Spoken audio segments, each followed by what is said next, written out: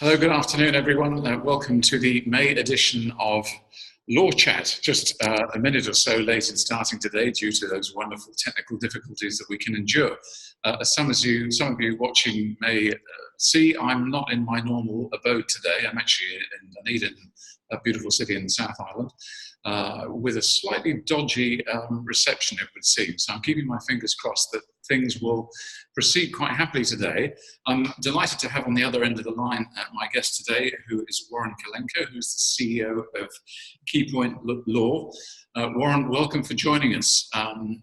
It's good to see you and a relief to have you here. Hi, Simon. Thanks for having me on the show. It's nice to be with you. Great pleasure. So fingers crossed, if anything goes wrong here, we may have to reschedule this, but hopefully technology behaves itself. So a warning to everyone watching this. Things could go awry today, but I hope they don't. Let's keep fingers crossed. I talk to you every month in association with Moore Markhams, accountants and business advisors offering specialist financial services to the legal profession. And my guest today, Warren, is, as I say, the CEO of Keypoint Law, which is a multi-award-winning new model business law firm, one of Australia's fastest growing law firms. And it was started in 2014 by Warren, who had commenced his career at King & Wood Mallisons before progressing in-house to One Steel Group, 1 billion division of Arium Limited. And for the past 8 years, he's led Keypoint to accelerated growth, which can now boast 57 partner-level lawyers across 25 areas of law with offices in Sydney, Melbourne, Brisbane, Canberra and Adelaide. This is a firm that has no timesheets, no billable hours, and can be regarded in many ways as a disruptor to the traditional business model. Today, Warren's here to tell us about the Keypoint story. So tell us, how did it all start, Warren? It started with an introduction to James Knight, who was the founder of Keystone Law in the UK. James created Keystone about 20 years ago, and it has grown to become a London Stock Exchange listed law firm of, I think, about 350 partner level lawyers. And so I was introduced to him in 2013 and discussed the model, got my head around the model, and tested the model here locally in Australia to see whether we received validation for the elements of the model that would need to be competitive in this market. And that validation proved successful. So we launched the firm in June of 2014. So we're just about to complete our 8th year of operations. Congratulations, and quite an expansion in those years, which has resulted in a number of awards for the firm, particularly in the area of innovation as well. Tell me about the business model. What is so different about it compared with many other firms? Well, the business model starts with the proposition that law firms are a good mode of organisation for lawyers. So it kind of starts with that basic proposition that lawyers get value from law firms. And that value is driven by the client need for services across a broad range of different practice areas. Law firms obviously generate work for their lawyers through other lawyers in the firm making introductions or through the firm itself generating work. And of course, law firms provide all the back office services and support, the insurance, the risk management and compliance, the trust account, the IT systems, marketing, all the other elements that help to make law practice successful. So there's no doubt that lawyers organizing within a law firm makes sense. But I think the realization has dawned that lawyers do pay a high price for participating in a law firm. And that price essentially can fall into a couple of different categories. The first one is really about relentless pressure, that when you're in a law firm, you're subject to these very tough billable hour targets that drive constant performance.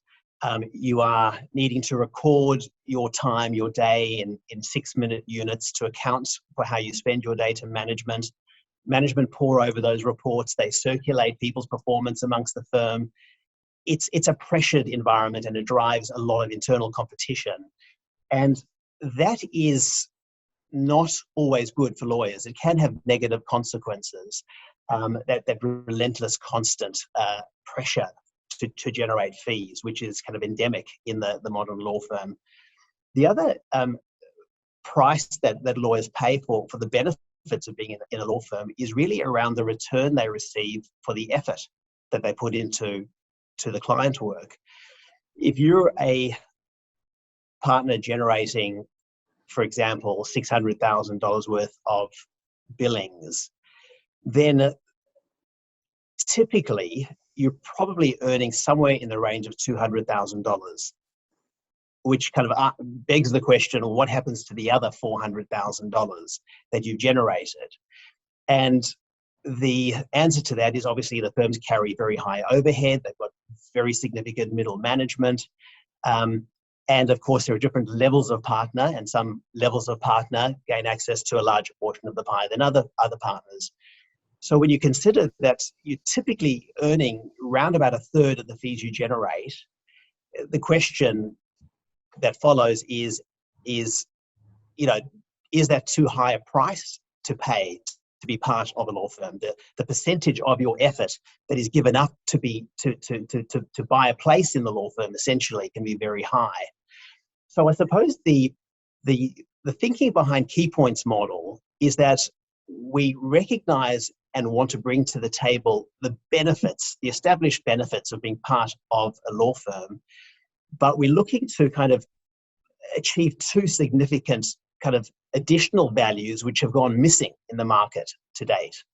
The first is the true flexibility, the genuine flexibility that comes from not having the billing targets and the budgets and the fee pressure from the firm, and the time recording and the micromanagement that comes with being part of a modern law firm. So we're the only national mid-tier law firm to operate without timesheets and without billable hour targets or budgets set by the firm.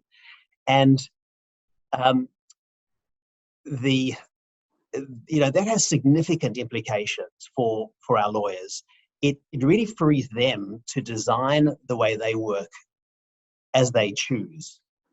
And it also has significant implications, and I'm sure we'll talk about this a bit further down in this conversation, for the client, for the lawyer-client relationship. But that's the first significant innovation, I suppose, that Keypoint has brought to the table, that yes, you can participate in a strong national firm, but we can do it without the firm placing pressure on its people around fees, around micromanagement, around time recording, and all those elements. The second innovation is really to try and, I suppose, recognize that the senior lawyers who come to the firm are bringing the clients to the firm, and they're also performing the work. And so reward should be commensurate with a value that is created. And as a consequence, taking that example of the 600,000 of personal billings generated, in our model, the firm would pay 70% of that $600,000 for the lawyer's work, which is 420,000. So the firm's proposition is that the firm should recognize the value that's been created by our senior lawyers, and that the portion that goes to the firm versus the portion that goes to the lawyer should be the right balance. And we think that the balance that's struck in the conventional law firm is out of whack and out of balance and tilted against the senior lawyers that participate. So the third area of innovation that we offer within this model is the ability to make the business decisions that affect the client relationship. And here, primarily, I'm talking about pricing. So our senior lawyers are free to set our firm's pricing for the clients they bring to the firm. They are able to tailor the fees to the clients, to the matter, without internal red tape, without bureaucracy. It's entirely a decision for them. And that translates to agility. It translates to competitiveness. And it also kind of removes the element of bureaucracy, which makes life hard in law firms. So what the hourly rate a lawyer charges is, or whether it is an hourly rate, and perhaps it's a fixed fee basis, or perhaps it's a retainer basis, or maybe there's some other lawfully permitted basis on which the firm can transact. All those elements are decided by the lawyers. That gives them over the business decisions that affect the client relationship, which is rewarding and also enables them, the person with the expertise around the market that they're working in and the clients that they work with and understanding the competitive landscape, to make sure that we're able to compete effectively in those areas. So I suppose the coming back to your question, what is the model? What is the innovation behind the model? It's really to say, yes, we bring the law firm to the table and we recognize the value that law firms offer, but we are law firm plus genuine flexibility by virtue of the lack of billing targets and budgets. Law firm plus high return on effort, and law firm plus control over the business relationships with the client. And so, all this is occurring within a seamless, cohesive, integrated, connected law firm environment. And it's very effective. So it's fundamentally, it's a different practice structure or a different model for the collaboration of lawyers, which tries to achieve the benefits of strength of numbers and scale and breadth of practice areas and talent and capability, but with flexibility, autonomy, self-determination, and a level of freedom that is very hard to find, if at all, amongst the suite of kind of national mid-tier law firms or top-tier law firms that exist out there. So your lawyers, who are effectively partner level, as I understand it, they're all effectively self-employed lawyers? They are. They're self-employed and they have a contract. They actually are the principals of their own respective incorporated legal practices, which contract with Keypoint Law. So they have the level of freedom and autonomy that comes with being the master of their own domain, and yet they can participate in the life of the law firm. Receiving referred work from other colleagues, referring work to colleagues, utilizing the strength of the firm to attract new work, relying on the functions of the firm across operations, marketing, compliance, and all the other elements of the back office to enable them to achieve for the client what needs to be achieved across the services we provide. So tell me, what impact does that have on the culture of Keypoint? How would you describe the culture of Keypoint, in terms of holding people together? And obviously this must impact in terms of the selection criteria when you go out and start inviting people to join the Keypoint. What is the result of that? Yeah, well, look, I mean, the first point to make there is that who comes in through the front door of the firm is our most significant decision. And whilst the firm has had a partner joining us on average once every 2 months since 2014, we've turned away a number of partners who've approached the firm, and we've been selective and careful about who joins the firm, like any other strong national mid-tier law firm would do. And the firm's model affects culture in a number of really significant ways. Firstly, the senior lawyers all have the same title and they all have the same percentage performance-based REM structure. And so as a consequence, there's less jockeying or politicking for the exercise of discretion by management in favor of one partner or another. So there's not the typical partner points discussion, the typical bonus discussion. None of those issues which do drive competition and politics within organizations, within law firms, exist within this place. And so as a consequence, the competition, the lack of internal competition means that it becomes a very interesting environment. It's one where people come together to collaborate, but they're not competing with one another. And there's no point politicking and jockeying for favor because there's nothing to be gained by doing so. So as a consequence, I mean, I would describe the culture as being warm, as being inclusive, as being supportive, as being collaborative. It feels, there's a level of freedom, I suppose, as well, that none of the consulting principles are under the thumb of management. There's a level of, I suppose, freedom in the way they interact with the firm because they're not needing anything from anybody to justify their place in the sun within an organization like this. It takes a layer of pressure and intensity out of legal practice, and what's left behind are the good things within law firms. And so it really has a profound. The other element is, of course, we don't circulate financial performance of lawyers amongst other lawyers of the firm. So no one's, if someone wants to work 7 days a week at $1,000 an hour, that's possible.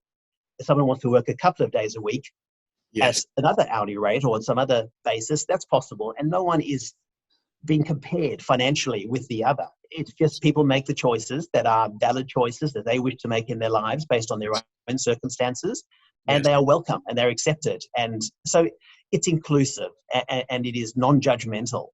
And the way that people work together in this organization is lovely. Really, as a consequence of just that lack of internal politics that you can find in the conventional structure. And so, based over 5 offices in geographical parts of Australia, do you actually have a time during the year where you all kind of get together for a social or just to get to know each other? Oh yeah, no. The reality is that, and we realised this very early on, that if Keypoint was just a brand with a practice management system and a group of isolated sole practitioners, we wouldn't survive for 5 minutes, because in this day and age you can set up your own sole practice very, very easily. So we've realized from the start that what makes the difference is delivering the full law firm experience to our senior lawyers. And the only way that's going to occur is if people know each other, if people are connected with one another, if people feel part of the organization. And so from very early on, even though the firm wasn't contractually obliged to do this, we invested in flying all our team members from all the different states into Sydney at least 4 times a year, typically overnight, for our CPD training days, for our winter parties, for our summer parties. And these events are really kind of exciting, and they're events that the firm spends money on to make them really worth attending and to kind of bring people together. But it's not just the kind of those kinds of annual events which are important, but it's far more than that. So the firm has practice group meetings which run on a monthly basis. They're voluntary, but people will come in from virtually from wherever they're located, and participate in those events. Each of the cities has their own a kind of program around social interaction, whether it's monthly drinks events or lunches or whatever it might be. And then of course people are coming into the office if they wish, and they're entirely free to work from their own home office if they wish, and to hot desk in the city and to use the meeting facilities that are available for client meetings or team meetings. But all that casual interaction that comes from hot desking and being present in the office in the city is also an important element. And so over time, people have gotten to know each other really well. And that has been the foundation stone for collaboration, for working together, because no one's going to refer a matter or involve another lawyer if they don't have a level of comfort that they know them, they understand them, they know how they work, they're confident to put them in front of the client they brought to the firm, all those elements. And so I suppose, the one of the outcomes of the way the firm has curated connection and culture within the organization is, the hard test of how we've gone on that front is really around our retention rate. And we have an average annual retention rate of 97% since 2014 of our senior lawyers. So what we're finding is that people are coming to the firm and they are staying and enjoying themselves, and they're realizing or recognizing that the firm is offering value to justify the relationship and the percentage of fees that the firm retains. So that stability of those relationships has again reinforced the culture of the organization. People have built, relationships over years and years now within the organization, across offices, across practice groups, and that has led to significant levels of teamwork across the organization. And in the last financial year, 30% of the firm's revenue was from internally referred work, which to my mind is a stepping stone to where we want to get to. We'd love to get to a place where 50%, where Keypoint can say to the market, not only will Keypoint pay 70 cents in the dollar, but it will also deliver 50% of the work. And so as the firm gets bigger, as the firm gets stronger, as the firm's client list grows, so the opportunities for the lawyers of the firm to receive referred work and to benefit from referring work to other colleagues within the organization grows as well. And so it becomes this mutually reinforcing, mutually powerful, kind of circle or cycle, which ends up kind of strengthening the organization year after year. Do you think some of the firms that might be housed in the buildings behind you might be shaking in their boots a little bit? Look, I think that the top tier firms will always have a unique place in the market to service the clients that they service. And a firm like ours is not going to compete with those top tier firms. We certainly have common clients, so our clientele, and we'll probably talk more about clients shortly. But fundamentally, we're not built to compete with the top tier. I think where we compete is very much in the mid-market. We're a mid-tier law firm. And I do think that, look, the market is so large. The market for legal services in Australia is just enormous. And there's room for many firms, many models, many ways of doing things. So, yes, we have, almost 60 partner level lawyers now. And I do believe the firm will grow to a point where we have 100, 150 partner level lawyers, and we'll start to play a very significant game in the market at that level. But every firm and every model has its advantages, and so no, I don't think they're shaking in their boots at all. I think that they'll recognise we will carve out for ourselves a part of the market, and that'll be the market that we operate in, and they'll operate in their market. Just a word to any participants who are watching this: if they've got a quick question they want me to flick through to Warren, just please use the chat or Q&A button there. Can I just ask you a question, Warren, about the operational side of it? Presumably, as CEO, you're not practicing any law anymore. That's true. We made the decision early on that in order to grow this firm,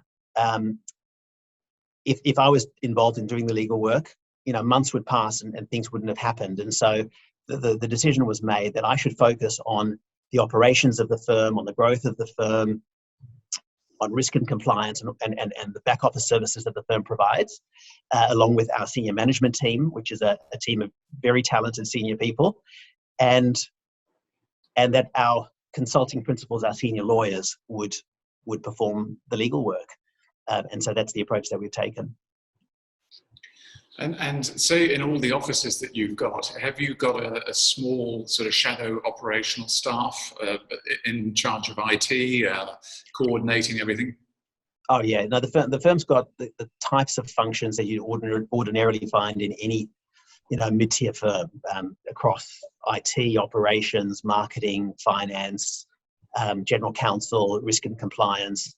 All those ordinary functions that you'd find in a traditional mid-tier firm, you will find here. And so we've got those teams resourced. They led with different heads of those those functional areas. And as a management team, we run the operations of the firm. And we see our consulting principals in many ways as our client, in the same way as we see the client as the client. And that's an interesting philosophical shift for law firms as well, because ordinarily, historically, traditionally, law firm management would bring the attitude of ownership towards the partners of the firm, that the partners are almost reporting to management, and there's a level of control exercised by management. Whereas here, it's very much a service mentality. We recognize that the firm has to offer value to retain our people, and that's the kind of attitude that we bring to the delivery of these functions every day of the week. And from the client's perspective, what's been the reaction to working with lawyers in this new model? The model has resonated well with clients for a bunch of different reasons. And it's probably worth me mentioning that the clientele we service is incredibly broad. So we're on the Commonwealth Government legal panel, we're on the New South Wales Government legal panel, the Queensland Local Government legal panel, but we do work for public companies, we do work for large private companies, and a lot of work in the SME space, and a lot of work for individuals. So the diversity of our client base is enormous. And what we've found is that the firm's model works for the client in probably three significant ways. The first is that we are largely a deleveraged model. So, in the traditional environment, the way that it's described is like a pyramid. You've got the partner on top and you've got a team of less senior people under them, and the work is pushed down that chain, and that's how it's kind of done. We're actually the opposite of that. We're a team of top-heavy senior lawyers with support, but we're completely dominant on the top level in terms of numbers. So for the client, what that means is that the person doing the legal work for them is the senior person. And that resonates with the client. There's no doubt that the bigger firms have lots of incredibly talented junior and mid-level solicitors, but they simply don't have the experience that comes with years of legal practice. And so when our clients are being looked after by these senior lawyers who are providing this personal service to them, it's efficient because our senior people know what they've been doing. They've been doing it for 15, 20 years. They know what to worry about, what not to worry about. There's just a level of quality and insight and value that a senior person brings to the client equation, which I think is lost often in the traditional pyramid leveraged model. So the first thing that's really resonated with the clients is the personal partner level service that they're receiving from our lawyers. The second element is that we operate kind of a low overhead lean model. So yes, we have reasonable premises, but they're not the kinds of premises that the clients would have experienced with the top tier or with the very large national mid-tiers. We use outsourced legal services, outsourced support services where that makes sense to do so. We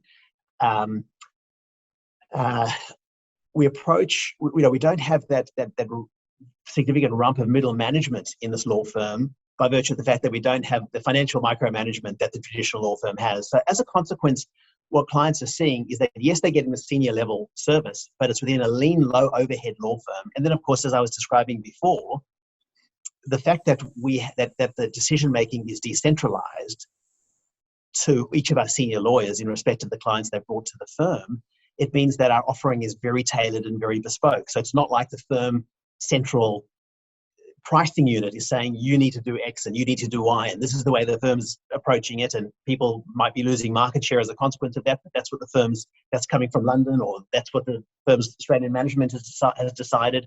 So the client's getting senior service within a lean model with a flexible service offering, and that really does resonate. Now look, there are transactions and pieces of work. I mean, even though we are doing some very large litigation and some large M&A work, obviously, the kind of transactions that the top tier will be doing involving 5 offices and armies of lawyers, we're not going to be doing that. We're not built for that. We're not resourced for that. But there's this massive chunk of advisory work and transactional work and litigation work in the mid-market, which we are ideally designed to service. And then the final element, I think, which impacts the client is just the absence of billable hour targets and financial pressure from the firm, because clients know what, particularly in-house teams who have come from law firms, they know the drill. They know what pressure the lawyers are under to push fees, and they know that in our model that's just not the case. And so that then it takes the pressure out of the lawyer-client relationship. And what that does is provide for more rewarding long-term client relationships where the lawyer's making the decision about the service and about the level of fees and those kinds of issues, whether there should be a write-off or not, or whether discounts should be applied, and all those kinds of decisions based on their knowledge of the client without all the pressure and the red tape, etc., that they otherwise have to jump through, the bureaucracy they have to jump through to get those decisions approved in a normal firm. And so the clients like that. they know that they're not going to be. They pick the phone up to talk to one of our people, and they're not going to be charged for every second. In fact, even the 6-minute unit is something which we have offered to do away with. Some of our lawyers elect for the firm to bill on a 6-minute unit basis, but many don't, which is again something that you just don't see very much of in conventional law. So all these elements kind of come into the mix, and the level of kind of support from clients, the feedback from clients, and the loyalty from clients, which at the end of the day is what we're about. Delivering services to clients that meet the needs of what those legal services need to deliver, is critical. And we're seeing that loyalty, and we're very grateful for it, and we think the model works very well to support it. Well, it's a great story, and thank you for sharing. Our time is almost up, but it sounds like a compelling proposition. Happy clients, happy lawyers, and a law firm that's continuing to grow in a very vibrant market. So congratulations to you, and thank you for coming on Law Chat today. One last difficult question. Any chance you might be likely to see Keypoint on New Zealand's shores anytime soon?